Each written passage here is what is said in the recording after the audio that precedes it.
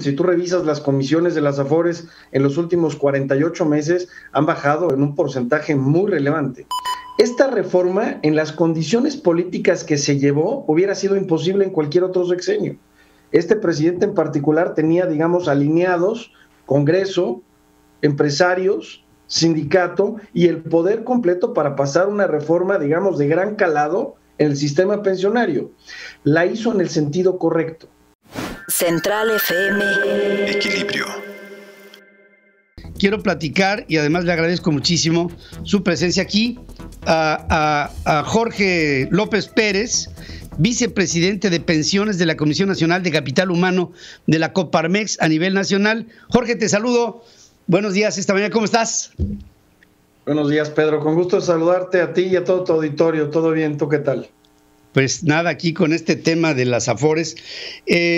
Hay algunas que están empezando a pegar de pataleos porque dicen nos van a limitar la comisión, y lo que está tratándose de hacer por otra parte es más o menos homologar las comisiones en función de lo que se cobra, digamos, como un promedio a nivel latinoamericano, por lo menos. Y yo quisiera que me dieras tu punto de vista sobre esto y en qué puede derivar esta idea de que se limiten las comisiones.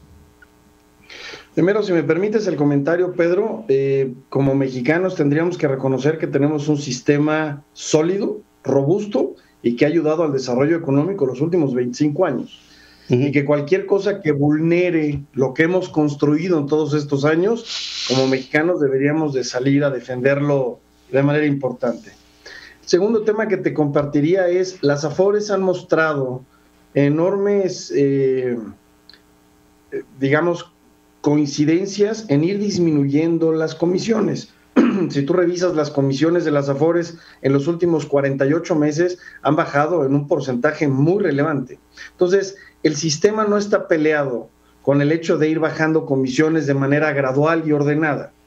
Y tercero, el control de precios en los mercados, como tú sabes y como economistas lo han dicho muchas veces, bueno, pues tiende a tener efectos negativos en el principal beneficiario del servicio, y en este caso seríamos los mexicanos.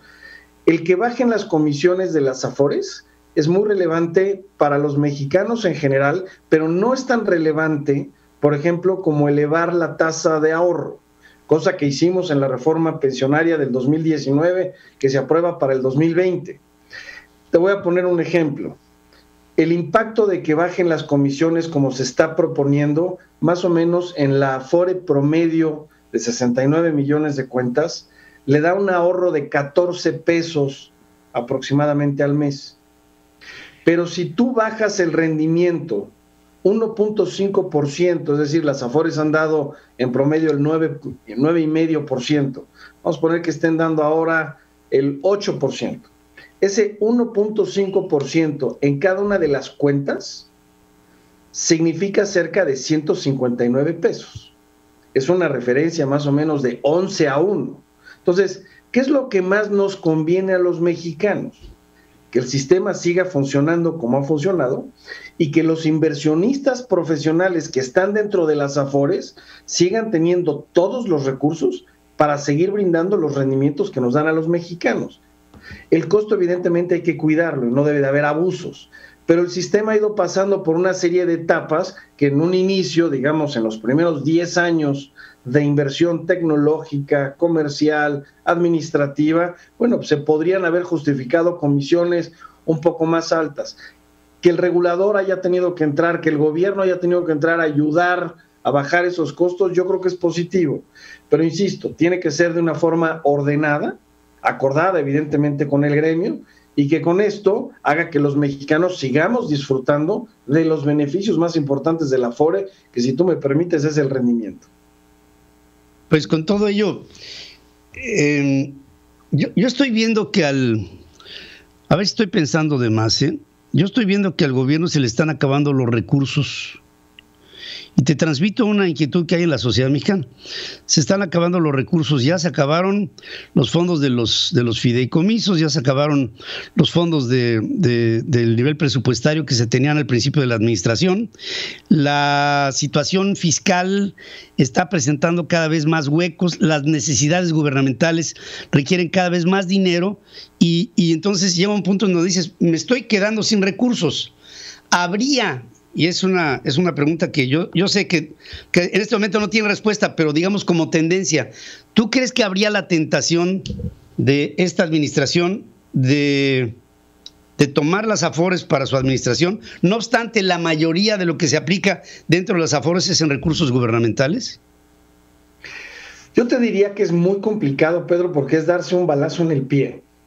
O sea, habría pocas acciones que deteriorarían la calificación del país en términos crediticios, como tomar el tema de las pensiones.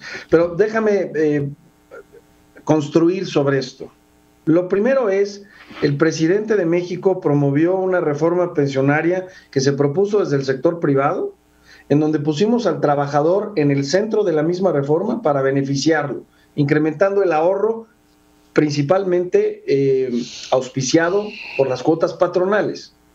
Esta reforma, en las condiciones políticas que se llevó, hubiera sido imposible en cualquier otro sexenio. Este presidente en particular tenía, digamos, alineados Congreso, empresarios, sindicato y el poder completo para pasar una reforma, digamos, de gran calado en el sistema pensionario. La hizo en el sentido correcto. La hizo fortaleciendo el ahorro y dándole un espaldarazo al sistema, no sin pedir un condicionamiento de comisiones al que hiciste referencia al inicio de nuestra conversación. Yo creo que esa referencia de comisiones entre Colombia, Chile y Estados Unidos fue una selección de países y de instrumentos, no necesariamente la mejor técnica posible. Pero al final del día el sistema y las afores en su conjunto salieron a aceptar y decir, adelante, le entramos.